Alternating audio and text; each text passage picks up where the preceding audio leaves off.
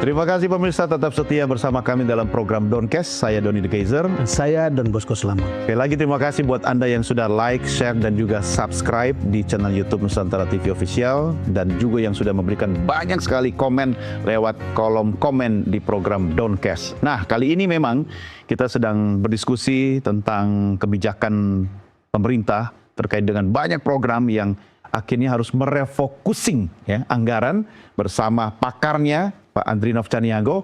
Dan tadi Bang Don sudah mulai masuk ke soal dampak kalau di instansi kementerian dan lembaga, kemudian bisa multiplier efek ya Bang ya, itu bisa kemana-mana gitu kan. Nah mungkin lebih tajam soal itu Pak Andrinov. Ya, memang turunannya itu harus di-clearkan, ditajamkan ya, supaya dipahami oleh masyarakat ya. Dan bisa jadi juga memang itu belum ada, tapi sudah terlanjur dilontarkan. Misalnya soal penghematan ya. Kan kita kemarin di tahun 2015 tuh waktu zaman Pak Jokowi ada pengalaman tuh. Teman kita Yudi Krisnandi kan mengeluarkan SIK untuk itu. Lalu ya semua ngikut ya presiden. Habis itu muncul keluhan-keluhan dari pengusaha hotel dan restoran. Pas lihat grafik selama 1 tahun, wah merosot. Betul. Nah, ada dampak ekonominya ya, terhadap usaha, terhadap lapangan kerja, terhadap segala macam ya, pertumbuhan daerah. Yang paling terdampak. Nah itu pelajaran ya. Maka ketika menarik satu anggaran dari satu sektor atau satu kementerian, itu diukur, dibuat proyeksi perkiraannya, ya, perkiraan dampaknya. Ini apakah mengganggu, menurunkan, bikin stagnan, atau tetap jalan gitu itu. Nah, tapi kalau itu bentuknya misalnya nyata-nyata penghematan yang tidak berefek negatif terhadap kegiatan ekonomi lain, ya kegiatan sosial ekonomi lain, ya udah itu harus tegas dilakukan. Itu pemborosan sebenarnya. Ini kan nyata-nyata pemborosan. Dianggap sebagai pemborosan. Saya baca tulisan Profesor Eko Prasojo di Kompas.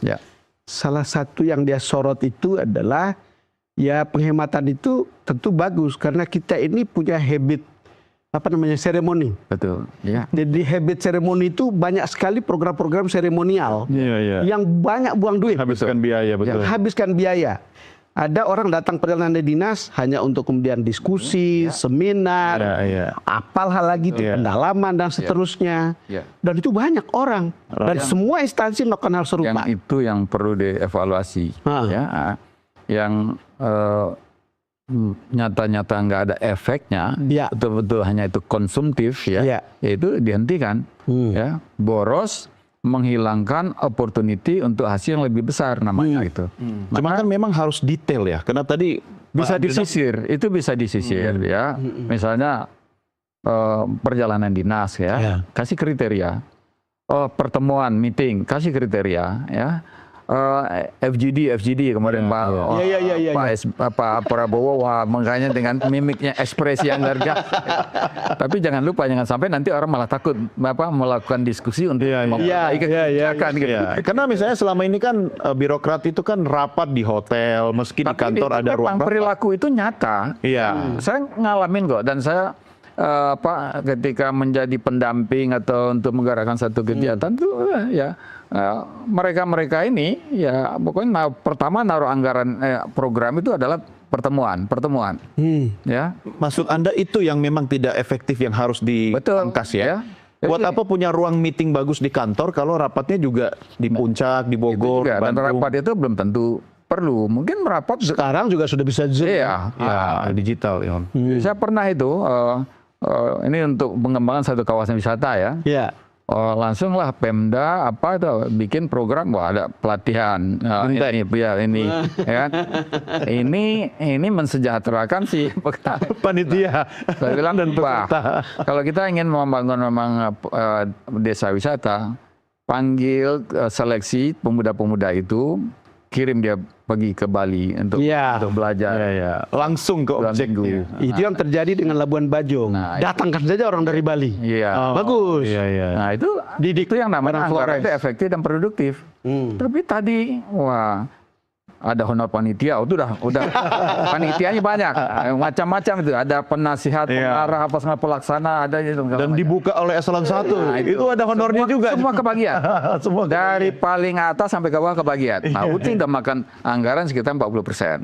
Ya, lalu nanti konsumsi betul. Akomodasi itu. Efeknya apa? Lah, ini mereka sendiri yang ini. Ya bukannya akan menggerakkan ekonomi di bawah itu, padahal tentang pariwisata. Itu yang contohnya ya. Itu yang kembali lagi saya baca Profesor Eko itu bilang kita itu lebih pada tidak pada outcome, betul. Tetapi pada kerja begitu saja gitu, tapi tidak jelas hasilnya gitu. Yang namanya bisnis as usual itu. Ya, pokoknya bekerja gitu ya, kelihatan kerja. Tapi nggak sampai lihat output dan outcome. Saya dapat kabar Pak Andrinov bahwa katanya Pak Prabowo itu dia sampai menyisir sampai lapisan ke-9. Menurut informasi dari Pak Hasim. Betul. Jadi artinya hal-hal yang Anda katakan tadi itu terkonfirmasi. Jadi ada aktivitas-aktivitas itu pasti ditemukan. Saya kan ngalamin juga ketika saya dampingin Pak Jokowi Ahok ya. Itu 3 dinas ketemu 3 triliun. Hanya di itu di tingkat provinsi ya? Bukan satu provinsi DKI. Satu provinsi ya, dinas ya? 3 dinas, 3 OPD. Ketemu 3 triliun. Dan waktu itu dibantu oleh teman-teman dari ICW itu untuk menyisir itu. Lebih banyak apa itu? Ya, bikin hal yang sebetulnya nggak perlu. Seremoni begitu ya. Termasuk yang bikin pos keamanan yang 1 miliar itu. Iya. Anda temukan itu kan? Pos jaga 1 miliar. Jadi pos jaga yang biasa ada 1-2 orang petugas di situ itu 1 miliar anggarannya gitu. Dan itu banyak sekali. Nah, kemudian juga yang pertemuan, kunjungan itu. Jadi itu sudah benar itu, harus disisir kembali. Hasilnya kemudian kan sering berulang-ulang ya. Ada hasil seminar tahun ini, tahun lalu sudah ada dan sudah ada di rak lemari. Lalu kemudian dibikin lagi, ini masuk rak lagi, bikin lagi begitu. Termasuk yang yang bentuknya kajian itu udah numpuk-numpuk. Ya, saya mengutip Pak Jokowi kalau ngomong gitu, udah banyak itu Pak Don di lemari itu. Ada lagi yang menarik Bang Don. Jadi rapat yang diselenggarakan di sebuah hotel, yang penting di luar Jakarta, karena SPJ-nya kan luar kota. Rapat itu membahas rencana rapat berikutnya. Ada lagi persiapan penyusunan rencana. Persiapan penyusunan rencana. Saya ingat cerita kreativitas oknum-oknum di dalam itu udah berkembang luar biasa. Sudah membudaya kayaknya. Kemampuan berinovasi untuk hal-hal seperti itu. Saya dengar kemarin malam makan dengan Ibu Susi Pujastuti, Menteri Kelautan Perikanan. Karena dia pernah mengembalikan sejumlah anggaran yang tidak jelas itu. Jadi pengembangan apa? Kan gitu. Ada diskusi apa? Dibalikin itu. Jadi kalau banyak orang yang bisa berhemat seperti itu sebenarnya bagus. Lumayan banyak. Tapi Pak Andrinov, saya mau tanya. Kalau kita kaitkan kebijakan ini kan kebijakan publik, tapi kan kembali kepada karakter seorang pemimpin. Ya, Anda setuju nggak kalau saya katakan memang sekarang ini dibutuhkan karakter kepemimpinan yang kuat dan ya dalam tanda petik ya harus tegas seperti Pak Prabowo begitu. Tapi ditambah dengan harus open minded. Open minded. Ini modalnya Pak Prabowo ini dia punya karakter. Dia punya partai, dia punya latar belakang dukungan institusi, sebagai jenderal gitu ya, lengkap ya. Yang ini nggak dipunyai oleh Pak Jokowi, sehingga lebih banyak terjadi kemarin itu ya barter kan. Ini kalau betul Pak Prabowo ini punya visi atau ingin menjalankan apa yang ditulis di Paradoks Indonesia, wah ini jalan. Itu Paradoks Indonesia itu bagus tuh. Tapi ingat syarat itu Pak Prabowo harus open, mendengar betul bagaimana seharusnya ini dirumuskan, bagaimana harusnya disusun prioritas ini, bagaimana ini menetapkan target ini gitu. Nah itu kemudian ya biarkan sebagian dikomunikasikan oleh orang yang tepat, yang paham dengan masalah itu. Nah Pak Prabowo bicara yang prinsip-prinsip, arahan umumnya. Jangan masuk ke detail, nanti di situ yang akhirnya bisa menimbulkan masalah aja kan. Tapi jadi begini ya, saya mau terusin tadi soal karakter. Kita kan ikut kampanye Pak Prabowo sejak tahun 2014, 2019. 2024. Ya. Dia selalu bicara soal anggaran yang bocor. Ya. Bocor. Ya. Saya ingat tulisan dari Prof. Sumitro yang bilang bahwa 30% APBN itu bocor. Ya, itu Jadi masih ada hubungannya.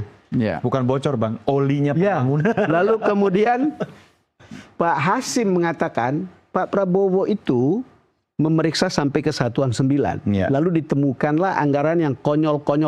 Gitu kira-kira lah. Ya. Nah, apakah ada hubungannya dengan ini? Lalu kemudian dilakukanlah shock terapi untuk penghematan. Walaupun tadi namanya refocusing, tetapi itu membuat ASN itu merasa, wah kita sulit bergerak. Jangan macam-macam gitu kan. Sebagai seorang anak dari begawan ekonomi, ya, anak kandung, anak mungkin juga setengah ideologis. Ideologis ya? Iya, bisa jadi ini jadi ideologis. Saya harus sebut setengah ideologis, karena untuk beberapa hal ini perlu ditanya Pak Prabowo ini harus pelajari lagi itu pemikiran pemikiran bapaknya.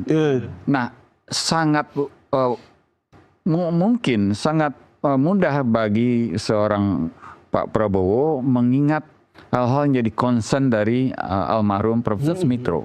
Dan pernyataan itu pernyataan, nggak hanya tulisan itu. Saya pernyataan yang dikutip oleh banyak media dan diulang-ulang tentang kebocoran 30 sejak tahun 80-an kita kutip. 80-an itu. Ya. Nah, itu tentu jadi ingatan betul. Dan ketika mungkin entah sebagai pebisnis atau mungkin anggota keluarga atau kolega yang mengalami itu hal-hal seperti itu dalam urusan publik, maka itu kan makin menguatkan, mempertebal keresahan terhadap itu. Jadi ya wajar kemudian beliau dan timnya ini menyisir sampai ke detail itu. Dan memang itu harus dilakukan karena indikasinya budaya ini belum hilang. Budaya memanfaatkan itu. Jadi masih tetap ada kan? Masih. Ya, bahkan ya kemarin kita lihat di DKI sendiri kan, walaupun dulu karena masa melakukan cara seperti itu kan cuma berapa tahun.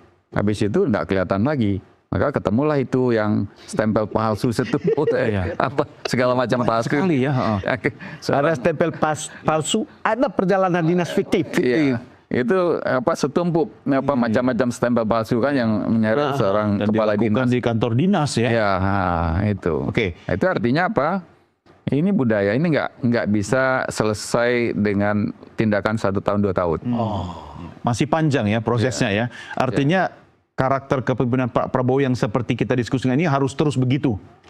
Launching sistemnya, kemudian tegakkan selama masa menjabat, ya. Serta dengan edukasi, sosialisasi segala macam, termasuk teladan dari pejabat-pejabat tinggi, itu lebih memungkinkan perubahan terjadi. Tapi kalau lewat hanya shock yang sifatnya seremonial itu nggak efektif. Oke, nah ini soal keteladanan juga perlu kita diskusikan, tapi di segmen berikutnya. Ya, karena walaupun tidak perlu minta izin DPR, kita harus break dulu. Karena pemirsa, terima kasih Anda tetap setia bersama kami. Jangan kemana-mana, Downcast segera kembali sesaat lagi.